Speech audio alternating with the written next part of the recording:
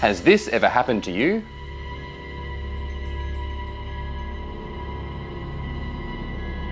Are you sick of gear sliding around in the back of your car or canopy?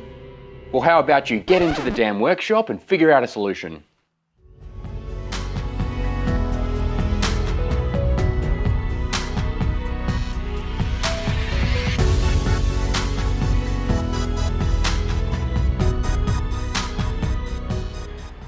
Far out, that voiceover guy was pretty rude.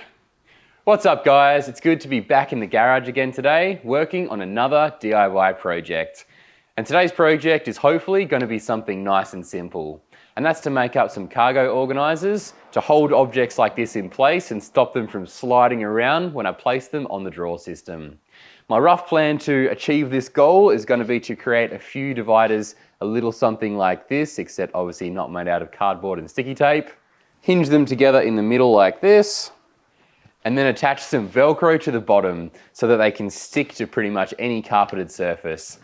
Then to use them, all I'll need to do is place my object pretty much anywhere on the carpeted surface and then lock it in place with the dividers. Now, if you happen to own a brand new Audi or another premium car brand, firstly, must be very nice, but secondly, it might have come with something similar to these as standard. That's basically where I got the idea from, but instead of spending $80 for a set of those, I reckon we can probably knock together a pretty decent DIY set for under $10. Firstly though, we better go and buy some materials, and as shocking as this might sound, we're not off to Bunnings. We're actually off to Kmart instead. And maybe Bunnings on the way home, we'll see.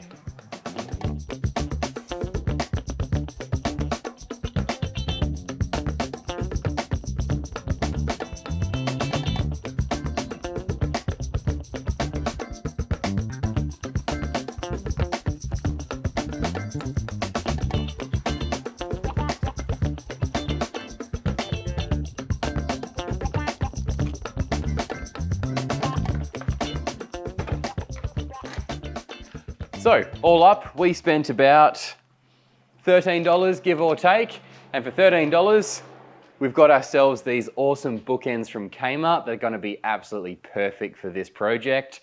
I had the tendency to really go full DIY on these sort of home projects, so I was intentionally trying to keep this one as simple as possible, and I was looking for something that already had that L shape straight out of the gate. We've also bought 4 tiny little hinges to connect those bookends together. 4 of these tiny little hinges. And of course, some Velcro for the bottom of the bookends. First up, I'm going to be hinging these bookends together in sets of 2, and I'm going to be doing that using my trusty rivet gun. Now, you might be wondering why I'm bothering to connect these bookends together to create this sort of L-shaped hinged apparatus. And I might be completely wrong, but my logic tells me this should add a little bit of extra hold strength to the system. Because if they're run as separate pieces, so say we put one L-shaped divider there and one just here, and now I take a sharp left-handed turn, so now this box wants to go to the right-hand side.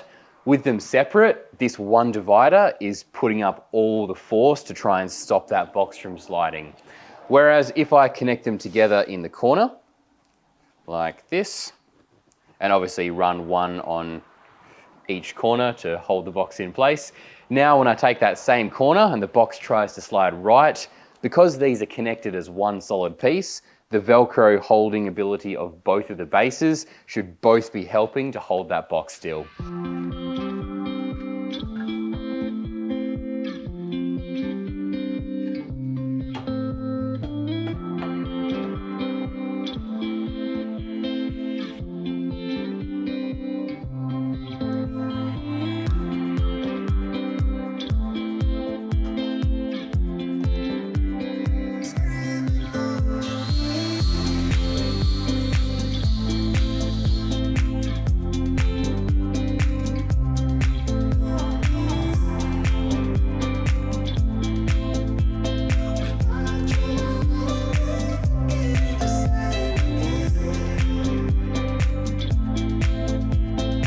Believe it or not, we are halfway finished. So I ended up using nuts and bolts instead of rivets to hold those hinges onto the dividers.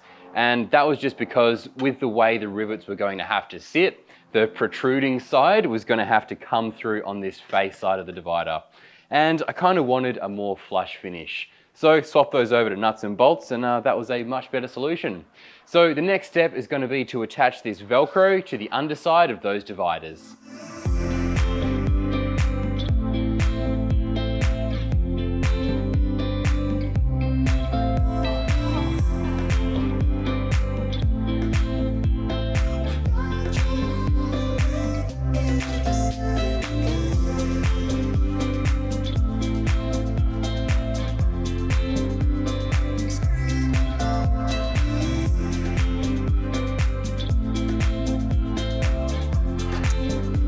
Just like that, we've finished our brand new set of dividers. So these cost about $10 to make and took probably 15 minutes of time to build.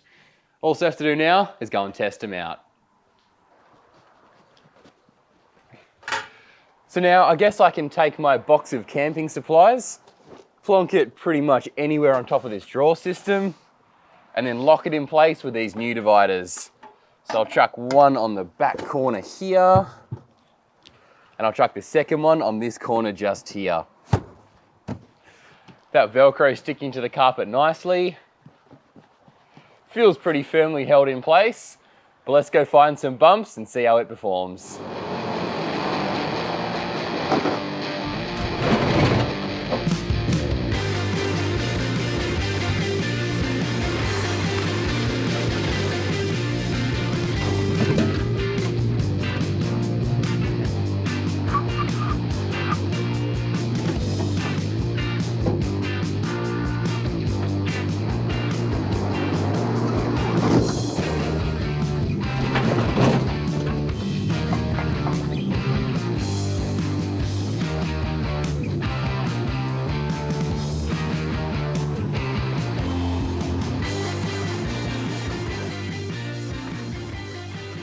Moment of truth.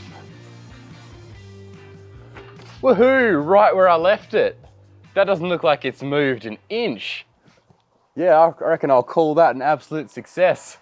Now, obviously, if I was a bit more intelligent, I probably would have pushed this box all the way into the corner, something like that, and then used a single divider to hold it in place. And that way I would have had a second divider to hold another object. Well, that brings us to the end of another DIY project in the garage. Those dividers are something I've been meaning to build up for a long time, and I reckon I'm going to find a ton of uses for them in future. In other news, this is my first official video filmed start to finish with my brand new camera, so hopefully you guys have been experiencing some nicer quality visuals. It's definitely made filming a lot easier for me. So, bit of a sample of what videos are going to look like from now on. As always, thanks so much for watching, and I'll catch you guys in the next one.